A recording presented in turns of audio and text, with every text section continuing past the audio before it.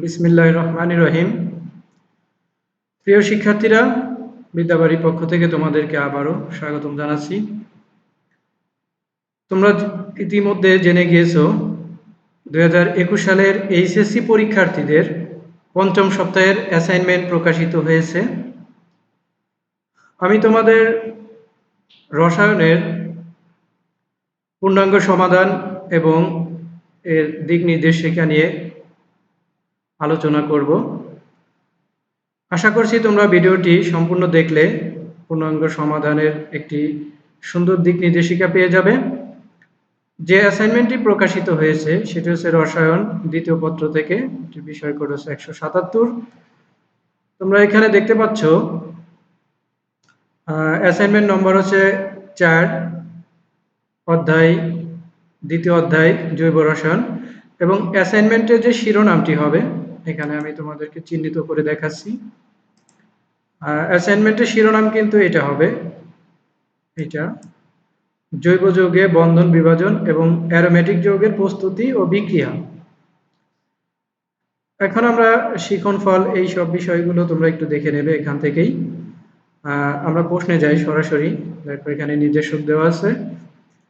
বন্ধনের সুষম ও বিষম বিভাজন এবং মুক্তমূলক কার্বোক্যাটায়ন ও কার্বনায়নের স্থিতিশীলতা ব্যাখ্যা করতে পারবে।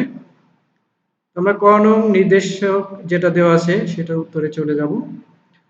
আমি খুব সংক্ষেপে উত্তরগুলো ব্যাখ্যা করার চেষ্টা করব, ভিডিও যাতে দীর্ঘ না হয়। তোমরা প্রয়োজনে ভিডিওকে পজ করে দেখে নেবে। তাহলে আমি উত্তরে যাচ্ছি। দেখো আমি একটু জুম করে দিই তোমাদের বোঝার সুবিধার জন্য।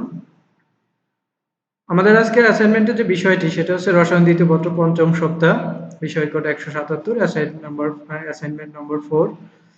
আর অ্যাসাইনমেন্টের শিরোনাম জৈব যৌগে বন্ধন বিভাজন এবং অ্যারোমেটিক যৌগের প্রস্তুতি ও বিক্রিয়া। দেখো ক নং প্রশ্নের যে বিষয়টি ছিল বন্ধন বিভাজন। তো বন্ধন বিভাজন হচ্ছে দুই প্রকার, সুষম বন্ধন বিভাজন এবং বিষম বন্ধন বিভাজন। সুষম বন্ধন বিভাজনের সংজ্ঞাটা তোমরা এখান থেকে দেখে নাও।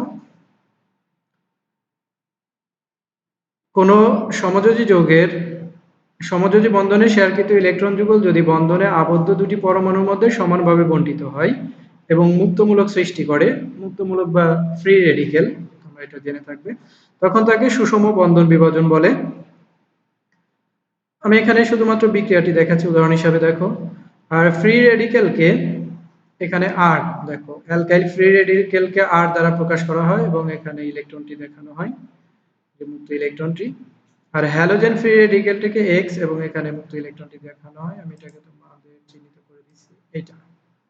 এটা হচ্ছে হ্যালোজেন ফ্রি রেডিকেল, এটা হচ্ছে অ্যালকাইল ফ্রি রেডিকেল বা মুক্তমূলক।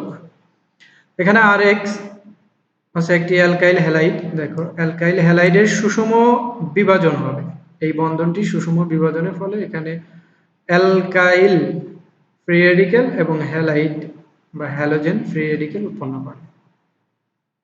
তোমরা প্রয়োজনে ভিডিও পজ করে সুন্দরভাবে দেখে নেবে। আমি নেক্সট পেজে চলে যাচ্ছি।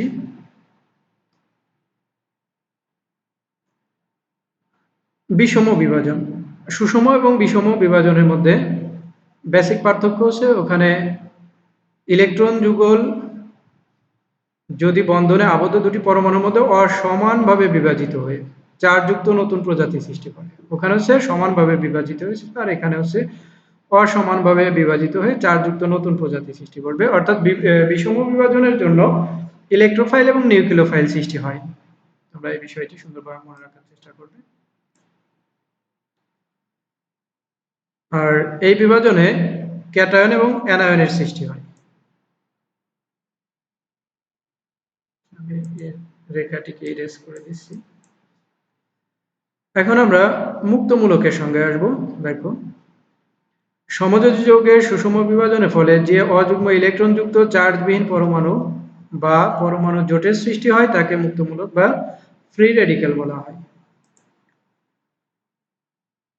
ফ্রি রেডিকেলের উদাহরণ হিসাবে এখানে দেখো, মিথাইল ব্রোমাইড বন্ধনের সুষম বিভাজনের ফলে মিথাইল ও ব্রোমিন মুক্তমূলক বা ফ্রি রেডিকেল উৎপন্ন হয়। এটা হচ্ছে আমাদের মিথাইল ব্রোমাইড। আমি তোমাদের চিহ্নিত করে দেখাচ্ছি। এটি হচ্ছে মিথাইল ব্রোমাইড। এটি সুষম বিভাজনের ফলে দেখো এখানে মিথাইল ফ্রি রেডিক্যাল, এটা হচ্ছে মিথাইল ফ্রি রেডিক্যাল, আর এটা হচ্ছে ব্রোমাইড বা ব্রোমিন ফ্রি রেডিক্যাল বলা হয় এটাকে, মুক্তমূলক বা ফ্রি রেডিক্যাল। আমাদের প্রশ্নে কিন্তু মুক্তমূলকের স্থায়িত্বের ক্রম ব্যাখ্যা করতে বলেছে। দেখো 3 ডিগ্রি, যে 3 ডিগ্রি মূলক আছে সেটার ক্ষেত্রে এটার স্থায়িত্ব সবচেয়ে বেশি, 2 ডিগ্রির ক্ষেত্রে সবচেয়ে তার থেকে কম, 1 ডিগ্রির ক্ষেত্রে তার থেকে একটু কম, এবং মিথাইল ফ্রি রেডিক্যাল সবচেয়ে কম স্থায়িত্ব। আর তোমরা একটা কথা মনে রাখবে, যার স্থায়িত্ব যত বেশি তার সক্রিয়তা কিন্তু কম। অর্থাৎ সক্রিয়তা ব্যাখ্যা করতে গেলে এটার বিপরীত ক্রমে সাজিয়ে দিলে হয়ে যাবে।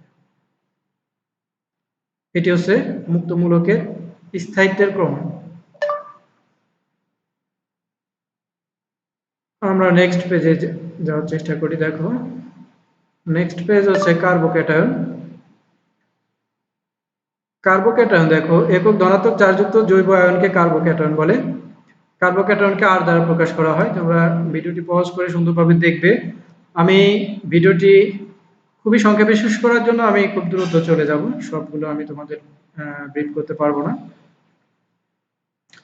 দেখো এখানে Rx এর বিষম বিভাজনের ফলে কার্বোক্যাটায়ন, এটি হচ্ছে আমাদের কার্বোক্যাটায়ন, এটা উৎপন্ন করে। আর স্থায়িত্বের যে ব্যাখ্যাটা তোমরা এখান থেকে দেখে নেবে। স্থায়িত্বের ব্যাখ্যা দেখো 3 ডিগ্রির ক্ষেত্রে সবচেয়ে বেশি, 2 ডিগ্রি তার থেকে কম, 1 ডিগ্রি তার থেকে কম, এবং মিথাইল কার্বোক্যাটায়ন সবচেয়ে কম স্থায়িত্ব। কার্বনায়ন একক ঋণাত্মক চার্জযুক্ত জৈব আয়নকে হচ্ছে কার্বনায়ন বলা হয়। কার্বনায়নের উৎপত্তি এখানে ব্যাখ্যা করা আছে, তোমরা বিষয়টা দেখবে।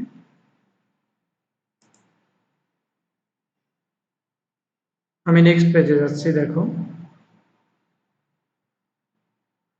এটি হচ্ছে আমাদের কার্বনায়ন। আর এটার স্থায়িত্বের যে ক্রম সেটা হচ্ছে কার্বোক্যাটায়নের বিপরীত, অর্থাৎ মিথাইল কার্বনায়নটা হচ্ছে সবচেয়ে বেশি স্থায়ী, এবং 1 ডিগ্রি, তারপরে 2 ডিগ্রি, এবং তারপরে 3 ডিগ্রি বা টারশিয়ারি। আমরা এখন খ নং প্রশ্নে যাব। খ নং প্রশ্নে যাবার আগে আমরা প্রশ্নটি একটু দেখে আসি উত্তরে যাবার আগে। দেখো এটিকে আমি আরেকটু জুম করি। বেনজিন ও টলুইনের দুটি করে প্রস্তুতি সমীকরণ সহ উপস্থাপন করে। এখানে কিন্তু বেনজিন ও টলুইনের সরাসরি দুটি প্রস্তুতি বিক্রিয়া লিখবে এবং এটার সংক্ষেপে ব্যাখ্যা দিয়ে দিলে চলবে। দেখো উত্তরে যাচ্ছি। বেনজিনের প্রস্তুতি, এখানে শুধুমাত্র 2টি বিক্রিয়া দেওয়ার জন্য নির্দেশ দেওয়া হয়েছে। ফেনল ও জিঙ্ক গুঁড়ার মিশ্রণ থেকে বেনজিন প্রস্তুতি, এটি হচ্ছে আমাদের ফেনল। এটি হচ্ছে ফেনল। ফেনলের সাথে জিঙ্ক গুঁড়াকে উত্তপ্ত করলে বেনজিন পাওয়া যায়। বেনজিন বাষ্প উৎপন্ন হয়, পরে তরল বেনজিন, এখান থেকে তরল বেনজিন পাওয়া যাবে। দেখো আমরা নেক্সট পেজে যাই। 2 নং যে বিক্রিয়াটি সেটি হচ্ছে অ্যাসিটিলিন থেকে। তোমরা জানো যে বেনজিন হলো অ্যাসিটিলিনের একটি পলিমার। 3টি অ্যাসিটিলিন অণুর একটি পলিমার হচ্ছে বেনজিন। এজন্য 3 অণু অ্যাসিটিলিন 450 ডিগ্রি সেলসিয়াস তাপমাত্রায় বিক্রিয়া করে বেনজিন উৎপন্ন করে। এই বিক্রিয়াটি দিয়ে দিবেন। তারপরে হচ্ছে আমরা টলুইনের প্রস্তুতি দেখব। টলুইন প্রস্তুতির জন্য যে বিক্রিয়া, এটা খুব একটি ইম্পর্টেন্ট বিক্রিয়া। ফ্রিডেল ক্রাফট বিক্রিয়ার সাহায্যে টলুইন তৈরি করা যায়। দেখো এটি হচ্ছে বেনজিন। বেনজিনের সাথে মিথাইল ক্লোরাইড অনার্দ্র অ্যালুমিনিয়াম ক্লোরাইডের উপস্থিতিতে অনার্দ্র অ্যালুমিনিয়াম ক্লোরাইডের সাথে অ্যালকাইল হ্যালাইডের সাথে বেনজিনের বিক্রিয়ায় টলুইন উৎপন্ন করে। এই বিক্রিয়াকে ফ্রিডেল ক্রাফট অ্যালকাইলেশন বিক্রিয়া বলা হয়। আর তোমরা একটু জেনে রাখবে যে অ্যাসাইলেশন হলে কিন্তু এখানে টলুইনের পরিবর্তে কিটোন উৎপন্ন করতো, যদি এটা আমাদের প্রশ্নের বিষয় না, এই জন্য এখানে লেখা হয়নি। টলুইন প্রস্তুতির 2 নম্বর বিক্রিয়াটি হচ্ছে উডস ফিটিক বিক্রিয়া। এটি একটি ইম্পর্টেন্ট বিক্রিয়া। উডস ফিটিক বিক্রিয়া দেখো, শুষ্ক ইথারে ক্লোরোবেনজিন ধাতব সোডিয়াম ও অ্যালকাইল হ্যালাইডের সাথে বিক্রিয়া করে টলুইন উৎপন্ন করে, এবং এই বিক্রিয়াটাকে উডস ফিটিক বিক্রিয়া বলা হয়ে থাকে। প্রিয় শিক্ষার্থীরা, তোমরা অবশ্যই ভিডিওটি শুরু থেকে শেষ পর্যন্ত দেখবে, দেখে নিজেরা স্টাডি করে তারপরে নিজেদের মতো করে সুন্দরভাবে লিখবে। আচ্ছা, আমাদের এই পেজটি একটু রোটেট করে নিতে হবে। আমি রোটেট করে নিচ্ছি। দেখো, গ নং প্রশ্নের উত্তর। আমরা আগে গ নং প্রশ্নটি একটু দেখে আসি। এটি হচ্ছে আমাদের গ নং প্রশ্ন। বেনজিনের নাইট্রেশন এবং অ্যালকাইলেশন বিক্রিয়ার কৌশল ব্যাখ্যা করতে হবে। আমরা উত্তরে চলে যাই। দেখো, বেনজিনের নাইট্রেশন বিক্রিয়া, তো বিক্রিয়ার বর্ণনাটা এখানে দেবে। অর্থাৎ বেনজিন নাইট্রিক অ্যাসিডের সাথে বিক্রিয়া করবে গাঢ় সালফিউরিক অ্যাসিডের উপস্থিতিতে 60 ডিগ্রি সেলসিয়াস তাপমাত্রায়, এবং এখানে নাইট্রোবেনজিন উৎপন্ন করে। বিক্রিয়ার কৌশল দেখো, তোমাদের বোঝার সুবিধার জন্য আমি তোমাদের বিক্রিয়ার কৌশলটিকে তিনটি ধাপে ভাগ করে ব্যাখ্যা করেছি, তাহলে সুবিধা হবে তোমাদের। দেখো, এখানে প্রথম ধাপে নাইট্রোনিয়াম আয়ন উৎপন্ন করে, সালফিউরিক অ্যাসিড এবং নাইট্রিক অ্যাসিডটা ভেঙে নাইট্রোনিয়াম আয়ন, এটা হচ্ছে ইলেকট্রোফাইল উৎপন্ন করে, আর একটি নিউক্লিওফাইল উৎপন্ন করে, বাইসালফেট আয়ন। দ্বিতীয় ধাপে দেখো, উৎপন্ন ইলেকট্রোফাইল বেনজিন বলয়ের পাই ইলেকট্রন দ্বারা আকৃষ্ট হয়ে মধ্যবর্তী একটি সিগমা কমপ্লেক্স গঠন করে। এটা হচ্ছে ইলেকট্রোফাইল বেনজিন চক্রে পাই ইলেকট্রন দ্বারা আকৃষ্ট হয়ে এই মধ্যবর্তী সিগমা কমপ্লেক্স তৈরি করবে। তৃতীয় ধাপ দেখো, তৃতীয় ধাপ অর্থাৎ শেষ ধাপ। শেষ ধাপে নিউক্লিওফাইলের সংস্পর্শে, অর্থাৎ নিউক্লিওফাইল হচ্ছে বাইসালফেট, এর সংস্পর্শে সিগমা কমপ্লেক্স থেকে প্রোটন অপসারিত হয়ে যাবে এবং আমাদের চূড়ান্ত উৎপাদ তৈরি হবে। আচ্ছা, আমাদের এখানে পেজটি রোটেট হয়ে গেছে, আমরা আবার ঠিক করে নিই। দেখো, এটা হচ্ছে শেষ ধাপের বিক্রিয়া, এটি হচ্ছে আমাদের শেষ ধাপের বিক্রিয়া। এরপর হচ্ছে বেনজিনের অ্যালকাইলেশন। বেনজিনের অ্যালকাইলেশন বিক্রিয়া এবং এটার কৌশল ব্যাখ্যা করতে বলেছে। বেনজিনের অ্যালকাইলেশন বিক্রিয়াটা আমরা আগেই দেখে এসেছি, ওখানে টলুইন উৎপন্ন করে, এবং এই বিক্রিয়ার কৌশলও আমি 3 ভাগ করে তোমাদের 3টি ধাপে বর্ণনা করেছি। প্রথমে মিথাইল ক্লোরাইড এবং অ্যালুমিনিয়াম ক্লোরাইড ইলেকট্রোফাইল এবং নিউক্লিওফাইল উৎপন্ন করে, এটি দেখে নেবে এখান থেকে। আর দ্বিতীয় ধাপে এসে এই ইলেকট্রোফাইল বেনজিন বলয়ের পাই ইলেকট্রনকে ঠিক একইভাবে বেনজিন বলয়ের পাই ইলেকট্রনকে আকর্ষণ করে এবং মধ্যবর্তী একটি সিগমা কমপ্লেক্স গঠন করে। এখান থেকে দেখে নাও। আর প্রিয় শিক্ষার্থীরা, তোমরা